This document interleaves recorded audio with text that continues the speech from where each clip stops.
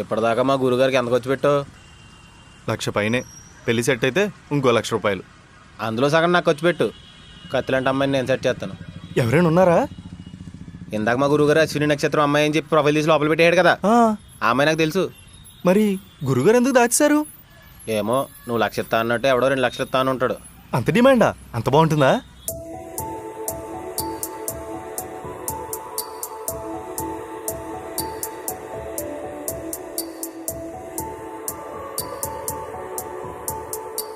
మామూలుగానే పెళ్లి విషయాల్లో అమ్మాయిలకి చాలా డిమాండ్. అలాంటిది స్వీట్ అండ్ క్యూట్ అమ్మాయిలకి డిమాండ్ ఎలా ఉంటుందో నువ్వు ఆలోచించుకో. అయితే అర్జెంట్గా డీటెయిల్స్ కొనుక్కో. ఆల్రెడీ నీకు వాట్సాప్ చేసి చూసుకో. అవునా?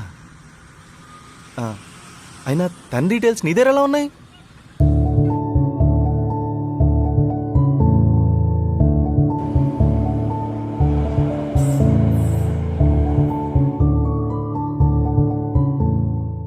ఇదిగో సాయంత్రం ఫోన్ చేస్తాను, అమ్మని ఎలా అప్రోచ్ అవ్వాలో చెప్తాను. మా గురుగారు మాత్రం చెప్పకండి. అబ్బా, ఇంత స్వీట్గా ఉంటే మీ ఇద్దరం పర్ఫెక్ట్గా సెట్ అయిపోయినట్టే. ఇంక పెళ్ళి అయిపోయినట్టే. బా.